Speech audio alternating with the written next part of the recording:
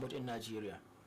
The importation of tractors and so many other farm implements were testimonies to the promise made by the governor of Niger State. No wonder he is nicknamed the farmer governor.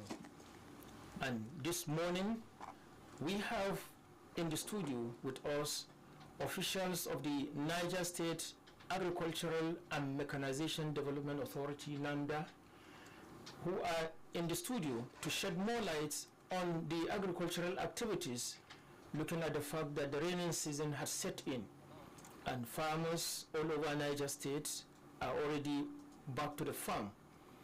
The is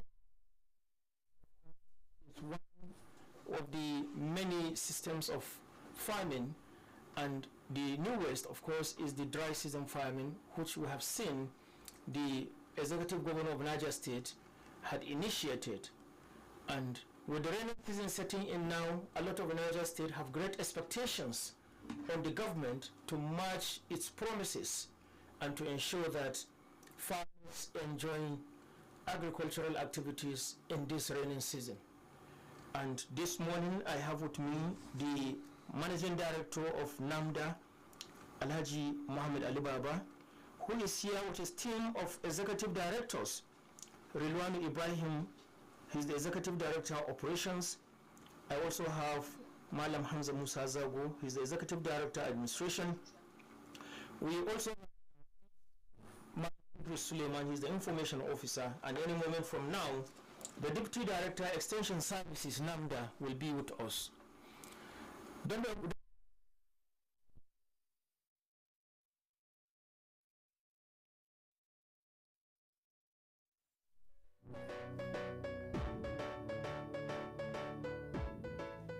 Welcome back. Okay, gentlemen, you are welcome to the studio and you are welcome to the program Nigeria Today. Thank you. Thank you so much. Okay, let me start with the Managing Director of NAMDA, Malam Mohammed Ali Baba. Good morning and you are welcome to the program. Good morning. Thank you so much. Good morning. Yes, the Executive Governor of Niger State did not hide his desire to turn around agricultural activities. Maybe you may want to shed more light on those aspects of agriculture that the governor intends to actually turn around, because we cannot, agri is a vast area, so that we'll be able to focus more on those areas. Yeah, thank you very much. As Nigerians and Nigerians are aware, we've been blessed with a very visionary and determined governor, and who, by the grace of God, has been properly inspired to focus on agriculture. And he has been matching words with action. In fact, we are all aware that he popularly nicknamed himself or changed his own title to farmer governor. And since then, there has been no stopping us. So the aspect of agriculture, of course, agriculture, as you rightly observe, is very wide, but I think the starting point is production. Production and production, because that is the backbone of agriculture. You have to produce the food before you get to other aspects downstream. So, and in order to achieve that, as you and citizens are aware, is that a very ambitious, some call it tall, targets were set to open up land, because one of the challenges of farming, in addition to numerous others that we're familiar with, is that the farmlands are fragmented. They are, small, and that contributes to the challenges of food security, because every family, that expands focuses on the same small land which they continue to atomize. So it was a very revolutionary initiative to open up more land, so that those without land can have access. And then, of course, in order to achieve that, we have targets of opening up 10,000 hectares per annum in each of the 25 local governments, with the ultimate target of reaching at least 1 million hectares by the 4th year of the administration. Of course, when you open up land, another challenge has been, the back-breaking drudgery associated with conventional agriculture. And that's why a lot of our citizens hardly find agriculture attractive, and that explains the avalanche of sophisticated and modern agricultural equipment that the government, through Niger Foods, we also need to reiterate that in order to achieve these objectives, Niger Foods security and logistics system was set up as a PPP in order to take this agriculture to the next level. So through the Niger Foods, a lot of equipments have come in, both the sophisticated ones and even small, ones that farmers can handle, the power tillers we're talking about. And of course, in order to equally optimize that, inputs, that's another major challenge of the farmers, timely delivery of quality inputs. So in order to, while opening up land and providing equipment, the government is also focusing on providing qualitative inputs, timely and nearest to the farmers. Luckily, NAMDA has over 100 stores across the state, warehouses now for agriculture, for storage of inputs and, of course, outputs. And then, of course, down the line, we're expecting that when these lands are open, medium to long-term plans, agricultural estates will be established. Most of those communities will go into processing, marketing, and, in industrial scale, activities will come. So virtually every aspect of agriculture is being touched, but of course, naturally, they will be faced.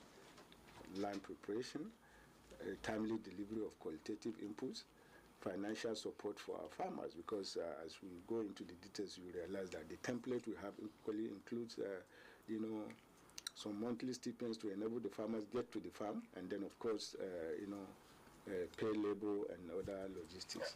Exactly. Okay, thank you so much, the Managing Director of NAMDA, Mohammed Ali Baba. Okay, the Executive Director of Operations, the governor came up with a policy, and how has NAMDA been able to opt it and key into this critical policy of the governor in reviving agriculture so far? أعوذ بالله من الشيطان الرجيم بسم الله الرحمن الرحيم الحمد لله رب العالمين الرحمن الرحيم مالك يوم الدين. Let me start by correcting my name. Okay. You have introduced me as Rilwan Ibrahim. Jibril. My full name is Rilwan Jibril. Okay. Going to the question you asked now, Mr. Gona has did one very wonderful approach to agriculture, knowing that agriculture is a field that will bring development to the entire Nigeria. In the agriculture sector, they have vibrant, quality, experienced staff dedicated that can put the idea of Mr. Gono to see that they are able to revive the agriculture. Mr. Gono has very good mission, because he wants to touch the life of underprivileged. When we say smallholder farmer, we are referring to less privileged people. The farmer that cannot be able to farm intensive farming, they use their direct and hard labor. That is why Mr. Gona deemed it necessary to extend the service down to the grassroots. Sincerely speaking, NAFDA have all avenue, all equipment, all machinery to see that they are able to boost the vision and the action of Mr. Gomo by reviving the agriculture sector of Niger State. Okay, what are those modalities that NAMDA has put in place in terms of capturing farmers from the grassroots? Now that the focus of the governor is farmers at the grassroots, how can a farmer, for example, in Bako local government or in somewhere in a village in Lemu, key into this project? Alhamdulillah, it's a very nice question. NAMDA has extension staff across the local government, I can say the world. They are down to the doorstep of the smallholder farmer. Okay. So with the recent development, we have developed a template that will share across the our extension staff. So they will meet farmer at their doorstep to advocate this recent development of Niger State in terms of agriculture. So here and there, they are able to capture those farmers that are willing and are interested to join or to key into the businesses. So I can say, because now we want to turn agri as a business, because by doing so, because agriculture, in fact, they are the best business that people, if really they will key in, they are going to be sustainable and able to boost their income, inshallah. Okay, to ensure transparency, what are the critical requirements required from a farmer to get captured into the NAMDA activities? Alhamdulillah, the template has described very well, starting from the names, sex, age, word, VVM, and other necessary means of identification. The farmland, the size, we want to do in a form of a cooperative so that we can capture the cluster farmer. It will easy the service of that essential staff to at least capture all the farmer within the cluster. Okay. So that is how we are going to. So farmers are encouraged to form cooperative groups? Yes, that is the target. Okay. Yes, to form a cooperative, so that if they are in cooperative, it will be easier for them to access the service of our extension staff and to access the service of the program that we are planning to key in. Okay. Thank you so much, Malam Rilwanu Jibrin, the Executive Director of Operations. Malam Hamza Musa Zago, he has just talked about capturing farmers at the farm gate, getting all of their details. One of the major challenges has always been funding. Fertilizer today is nearly out of the reach of the common farmer. How prepared is NAMDA in terms of funding the project? Alhamdulillah Rabbil Alameen. First, I want to begin by saying to friends, colleagues in extension that I'm now Farmer Hamza Musa Zago. Because I remember first when I picked the appointment of Executive Director Admin at NAMDA, people were calling that we didn't know you to be a farmer. But Alhamdulillah, I'm happy with this appointment because being a businessman, I've realized if I had knew in the past, I would have joined the agri sector for a very long time. So the environment has influenced you? Very well. And I'm sure you yourself can remember the last time you saw me because I'm busy in the farms. So back to your question. You asked. Yes, how prepared is NAMDA? Alhamdulillah, I remember when the MD was making his submissions, he told you NAMDA has warehouses across the state. So from part of the mistakes, or I would say the shortcomings the farmers have incurred in the past is these inputs not coming at the right time. So being that we are NAMDA, we have professionals experienced in this sector for a very long time.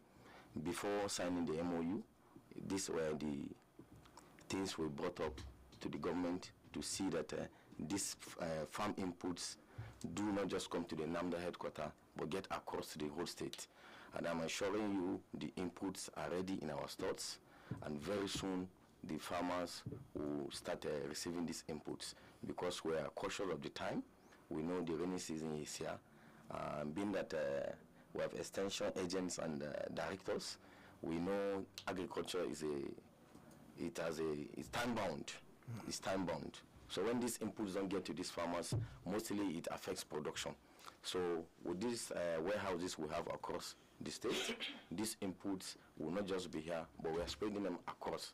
So at the moment our extension agents have identified these locations of these farms, we can ask the farmer to just go to the nearest warehouse to get his inputs. So fertilizer, seedlings, herbicides will be at the doorsteps of the farmers for collection, for pickup. Okay, he has talked about capturing farmers in terms of all of their biodata and all of that. How can an average farmer, for example, get in touch with a NAMDA official? Looking at the fact that technologically most of these farmers are backward, how do you establish contact with the farmer in the village? So interesting. Initially, when this MOU was signed, there was information in circle about a portal. We intended opening a portal to capture these farmers. But at the long runs, we discovered some of these farmers are peasant farmers. Technology has not really get into these localities. So that brought the idea of this template. This template we share via WhatsApp to these farmers. There's a template the farmers will fill. When they fill, you submit via hard copy. When these hard copies are here, we'll document it. And the moment you suit our requirements, we capture you. Because the extension workers, not just the information, these extension workers will go to those locations to confirm if really those farms are there before the farm gate. The farm, yes, sir. Okay. Thank you so much, Dr. Hassana Garba, the Deputy Director, Extension Services. You are welcome to the program, Nigeria Today. Thank you very much. Thank you so much.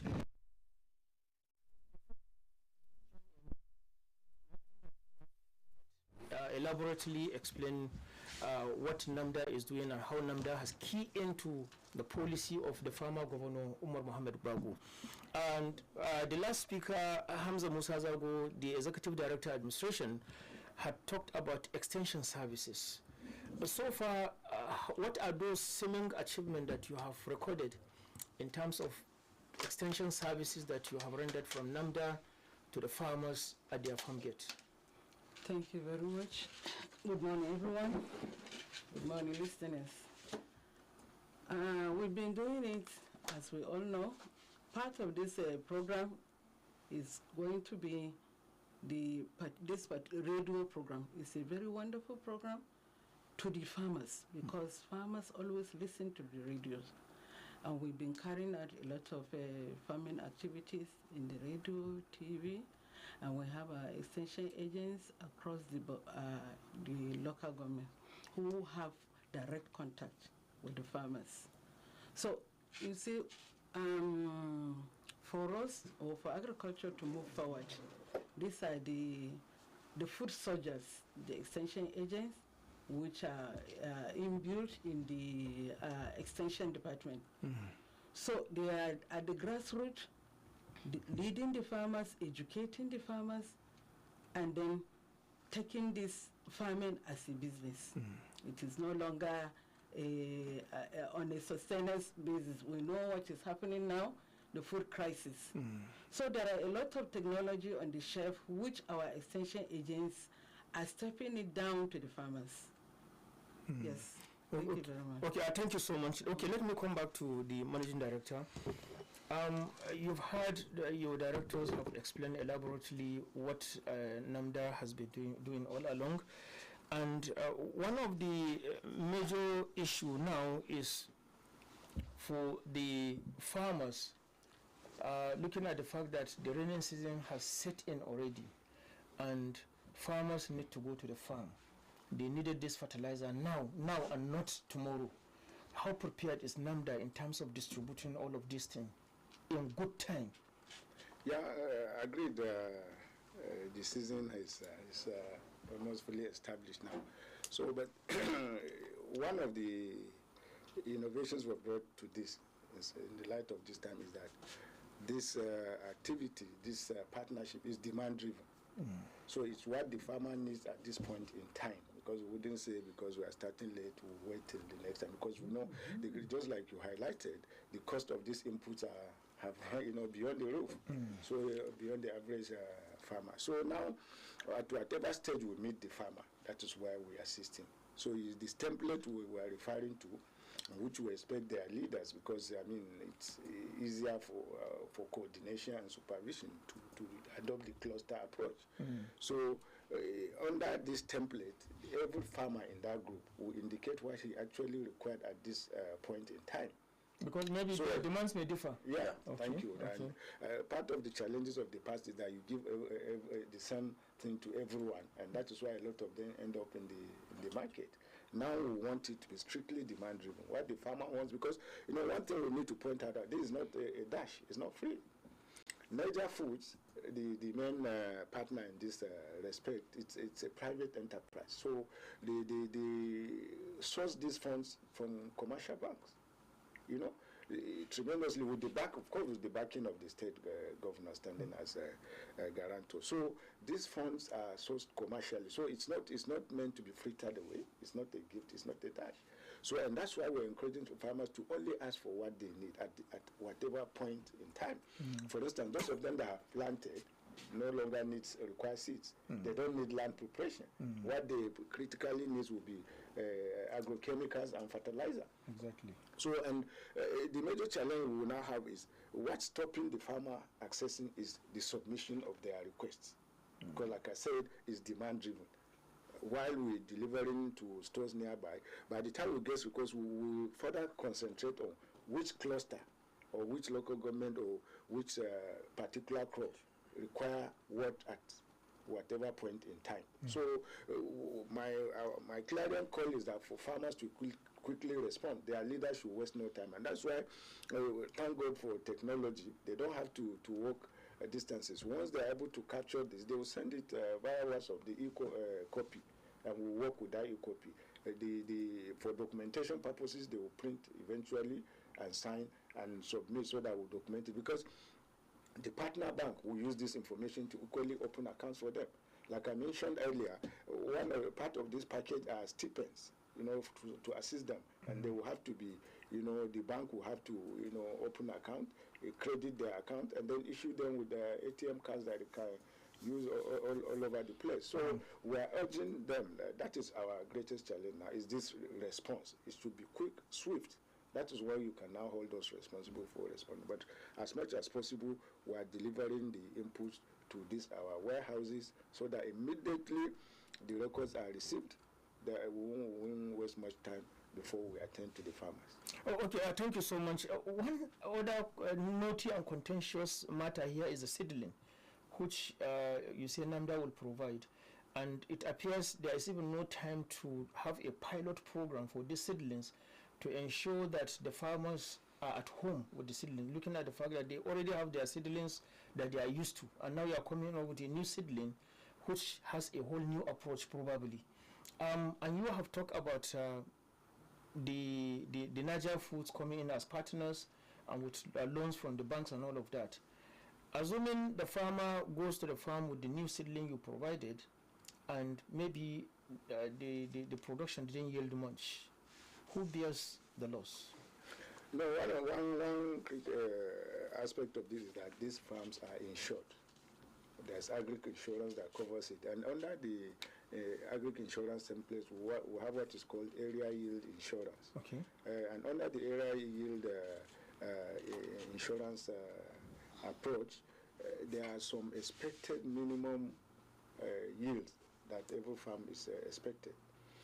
In the first place, these seeds we're acquiring, there will be commitments from the suppliers as to the quality, as to the viability, and the expected yield too. So they are also committed, so that in the event the unexpected happens, they will also be held responsible. And like I said, insurance is also there. But most importantly, like we said, those of them that have used their own seeds, we will only give them what they require. But we also need to reiterate that we are focusing on 4 crops. So at least 3 or virtually all of them are not really rate. You know the rest. We had a dry spell. That's one advantage we have.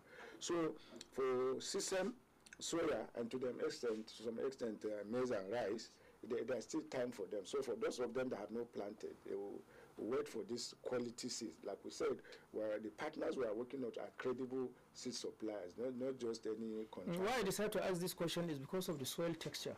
Probably where they are coming from, the soil texture may differ from what we have in Niger State. Thank you for even raising that issue, because part of the requirements here too, and that's what our extension officers will do, is that when they make submission, we also request for the GPS coordinates of those places. So when they make submission, part of our immediate checklist is to do soil test. Soil test will determine the actual quality type of fertilizer or agrochemicals that particular spot requires. So those are married into determining what type of inputs that goes to particular locations. That's part of what our requirement, that we do soil test to ascertain that we are not overburdening or undersupplying the soil. Okay, thank you so much, the Managing Director of the Niger State Agricultural and Mechanization Development Authority, Mohammed Ali Baba.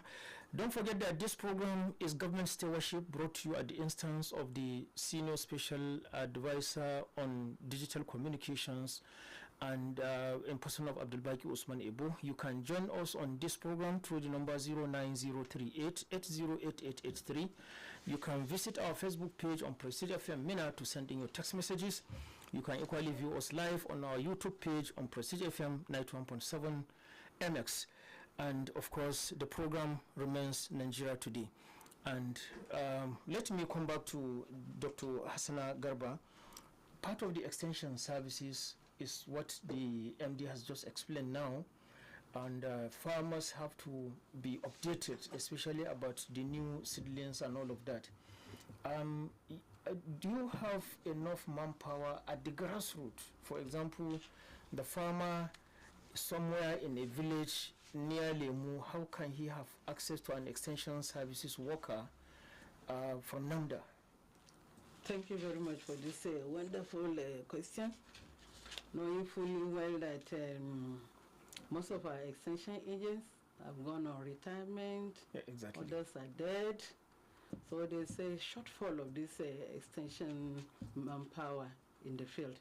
But then, out of the managing director discretion, he has empowered the community or the villages with community-based agents, where training is going to be done on this, on most of the agricultural practices, and there will be shortfall in between the extension agents, the NAMDA, Niger Food, in all the operational farming activities.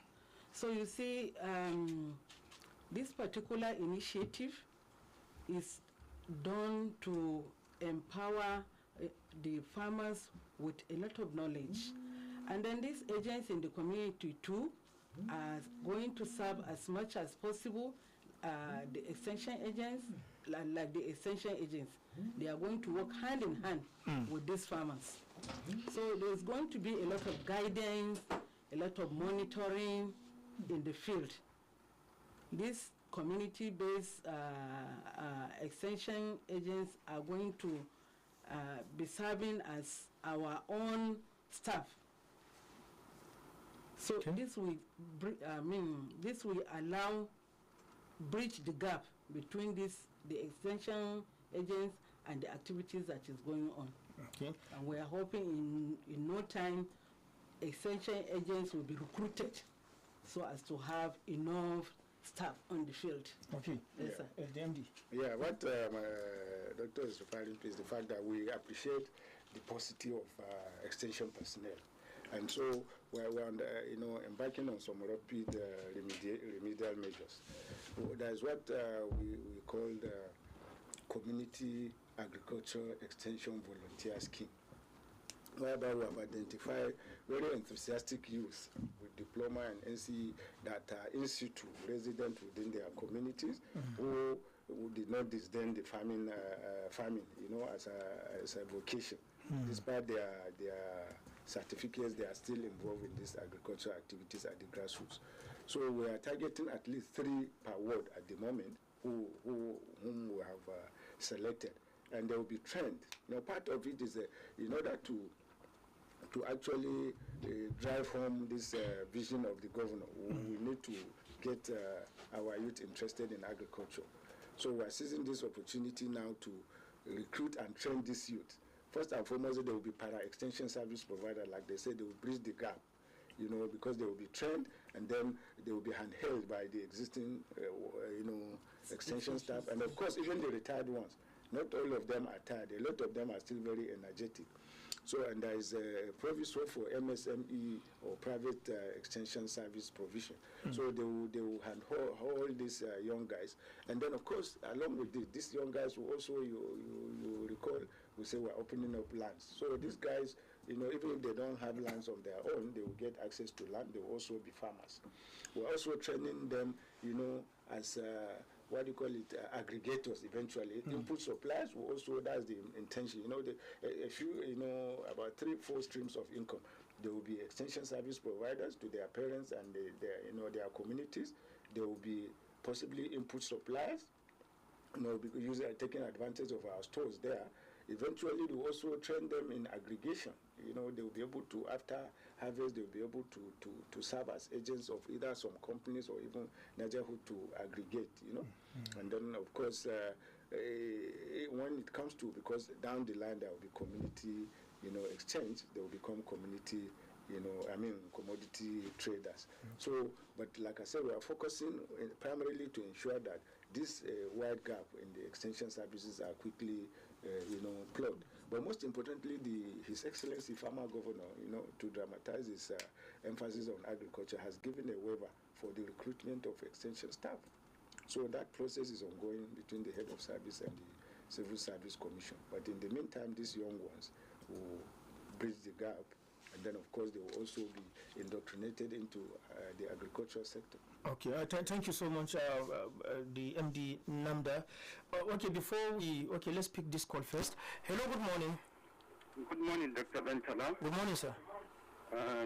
Good morning, Namda officials. Good morning. My name is Ababalle, calling from Dusenkura. This is a very welcome idea, alhamdulillah. But where I think we have a problem is there are individuals and companies that are buying chemicals and fertilizers, going deep into villages and distribute to these farmers. After cultivation, they will collect at least large a number of what they have farmed. So what is the government doing to stop this? Or what is the government doing now to influence these farmers to at least to bring back the idea of all such things to the government now, so that government will be in control of all these things for the food security in Niger State? That is one. The second issue is people are subjecting rumor going around that the tractors that were commissioned in Niger State were disappeared. They were nowhere to be found in the farms around Niger State, the whole local government. No one of the tractors is being allocated to any local government in Niger State. Those tractors are disappeared. What is the truth part of this story? Please, and again, let me give this advice. Farming has become a business, something that is everybody has to involve himself into it. So please, go to the junior secondary school and senior secondary school. Make these teachers of agriculture, take them to courses where they will learn the global system of farming. You understand? So that they will come back and teach their students. And the places where these students are practicing their practicals are being collected, being seized by individuals in the schools, even including the staff, for their practicals in the schools. GSS is part of the example I will make. GSS, Government Day, houses have already taken part of the whole places that students are practicing their practicals of agriculture. And other places like Darumei also. Individuals have seized the whole land of practicals where they are going to make their practicals in the school. And this has to be revived so that we boost this agriculture in Niger State. Thank you very much. Okay, thank you so much. I hope you understand the nature of his questions. And revamping agriculture even at school level, because that is where you catch them young, to inject the interest of agriculture in the young ones right from the onset in school. You will agree with him that many of our schools today, the school farms have already been overtaken by buildings of individuals. Maybe, yes, Malam Hamza. Okay. To Alhamdulillah, I'm happy with his question because I don't know when last he visited these schools. He has mentioned that the practical sides have been overtaken by farmers around. I don't know when last he visited any of these schools, but I will advise him to please kindly visit any of these schools. He will see those lands are still there, virgin lands, because I remember the Commission of Education came up with a proposal of a school farm. So, and that idea is ongoing, and because of that idea she shared, I think with His Excellency, he has stopped all people from farming in those schools, because they want students in the school to go to these sites as school farms. So most of these lands in those schools, I'm sure nobody has farmed on those lands. He specifically mentioned government secondary school, for example. Yeah, I know I was at Mariam Babangida school, and I saw those lands are still there. They are still there, even Boso Secondary School. Yeah. Nobody has found except that of Zarume. To that of Zarume I have not been, but I know of Boso Secondary and Mariam Babangida that those lands are still there. Nobody has tampered with it, because the idea of school farming is there on the table of His Excellency, so that students can go to the farms to grow up with the idea of this farming system. And also this MOU, or the window we have created for these farmers, is not to promote any agrochemical. What we are bringing, because I know you have been hitting on the seedlings and these chemicals. Exactly. We are not bringing something new. It is what these farmers are used to. The NPKs, the ureas, exactly what we are going to give them. We are not trying to promote any agro dealer or seeds. It's the same seeds they are used to that they want, that we are going to give them. We don't want anything to affect the production. That's why. That's part of the... Okay, before you go, let me also ask you this question about if agriculture is now being boosted and there is great yield in Niger State, how prepared is NAMDA in terms of helping farmers with the storage facilities? So, alhamdulillah, I know the NAMDA, we have over 100 stores across. That's NAMDA stores. Aside other individual stores that people build or create to lease, we have over 100 stores across the state.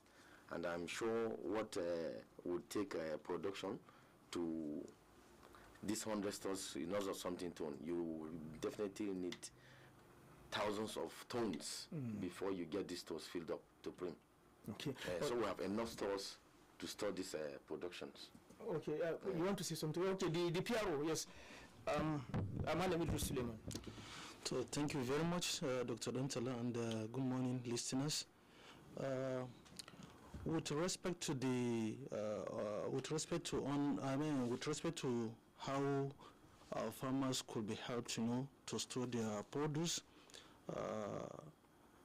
I believe that the Extension Service Department of NAMDA have been doing its best, to educate farmers on how they can, keep their produce, without being perished. For instance, we knew that one of the major problems that farmers face is on the storage of beans or cowpea, because once it's stored, you see that within short of time, it will be infected or infested with pests. So there was a bag that was introduced to them, and which is known as a pig's bag, Purdue improved crop bags. So that bags can be used to store the crops of farmers without even using chemical. So I know that we have been enlightening farmers on that regard, so that at least they will embrace it, and not only restricted to cowpea, other crops such as maize, guinea corn. We keep on enlightening them on how to go about it. With respect to the issue of the school, how to encourage students, to embrace agriculture. I know that NAMDA have been doing its best on that regards, because towards the end of last administration, the management of NAMDA, I think, have cited a kind of school garden at Iyagi Technical School. Is it Kutigi? Is it Iyagi? If I'm not mistaken. That was the yes, that was the area that was used as a pilot state. I mean, as a pilot school, where we established a school garden for them. And apart from that, we also introduced a kind of a for the best performing agri students there in that school, where in each term we used to give them a kind of prize so that to encourage more students, to go into agriculture. We have started on that aspect, and we believe that with improvement, with increment of funds to NAMDA, we'll definitely scale it to other schools. Okay, thank you so much. DMD. Okay, yes, in terms of what you highlighted is will be one of the challenges that since we are supporting them, there will be increase in production. Exactly. Now, in the first place, repayment for these facilities is in produce. We are not expecting them to pay with cash. We give facilities, we expect them to repay, including our margin. For instance, on the average, if we give a farmer 2 bags of fertilizer, we expect that when he's repaying, he will, for rice, for instance, he will repay 3 bags of paddy to cover all the costs, including the stipend we said we'll be giving him. Exactly. Most importantly, there is an absolute assurance that whatever the farmer wants to sell at his farm gate, Niger Food, along with under this arrangement, is prepared to take it. In addition to, there's what we call the warehousing receipt scheme. Part of the challenge he has mentioned is storage. So, along with this package of agricultural revolution, there will be state-of-the-art storage facilities.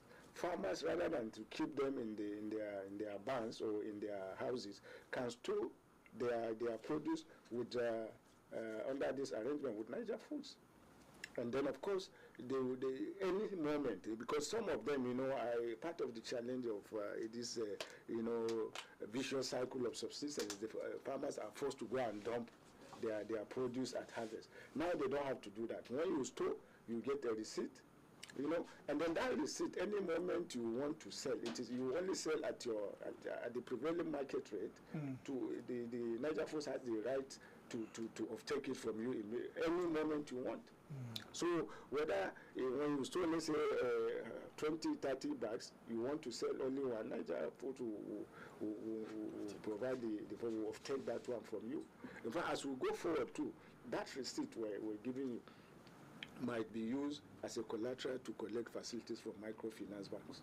Okay. You are not compelled to dispose if you are not satisfied that you have reached your peak there. Exactly. So you can always keep your goods and use that receipt to go get whatever money you will need for that purpose. And then of course it will serve now like a collateral for you with the bank.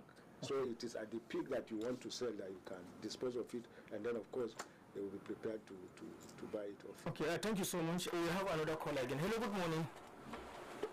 Hello, Dr. Dotola, good morning. Morning. This is MDR from Cottonwood. Okay, MDR, go ahead. You welcome your guest to the studio. You're highly welcome. Thank you so much.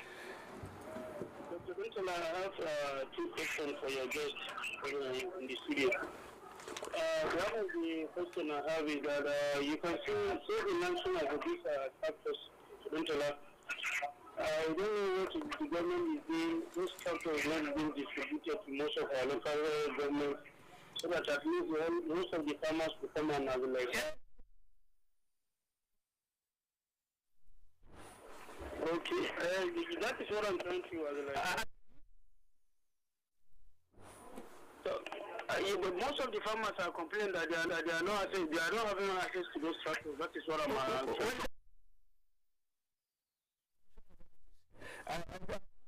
Okay. Operations. Yes. Hello. Hello. My second question goes to the management of the NAMDA. Okay. Just of recent, there is some farmers of some local government being as I had in one of the bulletin of the most of one of the headlines that most of some farmers their land being taken over by the state government on this farming program. Never let those people know that the disease as like intention they have in terms of as like farming on their own land. Okay, no problem. Thank you. Thank you. Okay, first the issue of the tractors. I remain Rilwan Jibrin in the operation. Before I can respond to the question, let me sincerely appreciate the Abdubaki and Mr. Gomno for bringing this issue to the radio station so that we can be able to share more light on some of the issues, because really there are some rumors circulating in the community here and there. So it's better as Abdubaki prepare this so that we can come here and clear some issues that we can be able to clear it. Issue of this, let me start with that encroachment of some areas or some one question was being asked for issue of this farmland. Sincerely speaking, there's encroachment, more especially at the village level. There's encroachment of some of the school farmland and even NAMDA farmland, because this very recent administration has set a committee for resuscitation of NAMDA. We have gone around across the areas who are being across the local government. We have able to encounter with some of these challenges there. So sincerely speaking, we have planned it. Inshallah, we have read the report. And by God will, inshallah, we are going to submit it and government will do something about it, inshallah. Coming to the issue of tractor, as a IDU operation, is almost today the MOU from Niger Food. In the signing, there is a power tiller, almost 1,000 power tiller given to NAMDA. NAMDA. But the tractor is merely for Niger Food. Okay. It's not part of our concern. It was only the power tiller.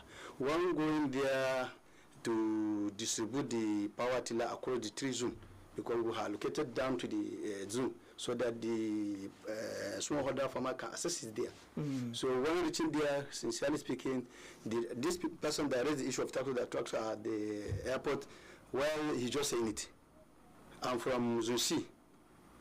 On the day, major food tractor along the Mariga side, Kwantagura, down to the Magama local government. They are working for farmers. So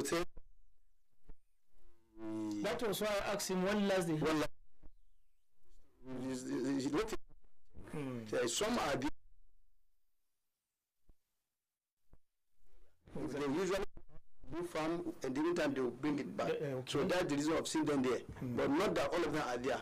If you can listen to this, there 3 days ago, some questions have arisen like that. Commission is able to address the issue there. So they visit the area very well. That's why he was making that observation or question.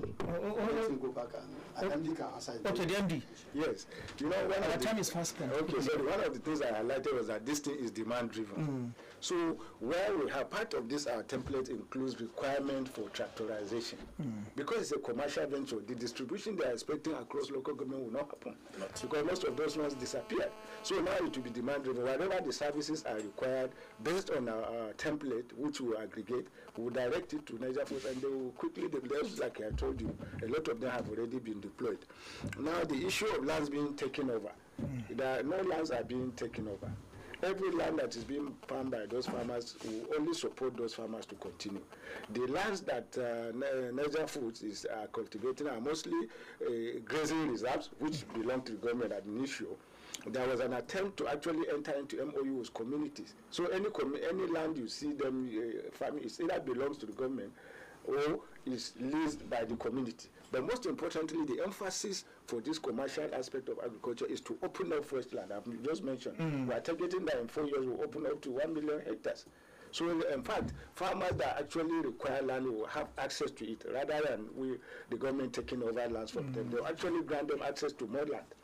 Exactly. Yeah. Okay, I thank you so much. I'm afraid our time is fast spent. Okay. And the discussion has been a robust one. I sincerely appreciate all of your contributions this morning. And listeners, we appreciate all of your contributions, those who have called in and those who have sent in their text messages. I'm afraid time wouldn't permit us to go through them, but we sincerely appreciate all of your patronage. And we hope that you will also be obliged to come here from time to time when the need arises, so that people can be updated about the activities of NAMDA.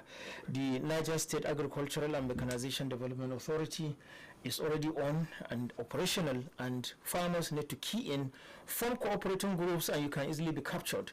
Thank you so much for listening, and on behalf of the MD of NAMDA, Mohammed Ali Baba, and his team of executive directors, Rilwan Jibrin, ED Operations, Hamza Musa Zago, ED Administration, as well as Dr. Hassana Garba, Deputy Director, Extension Services, and Idris Suleiman, the Information Officer. And don't forget that the Office of the SSA to the Governor on Digital Communications in person of Abdul Baki Usman Ebo put all of this to you. And on behalf of everyone in the studio, Ahmed Issa Sakbi has been the DC on duty, and Stephen Jia brought us live on our Facebook page. And on behalf of all of this, my name is Mohammed Dantala Aliyu.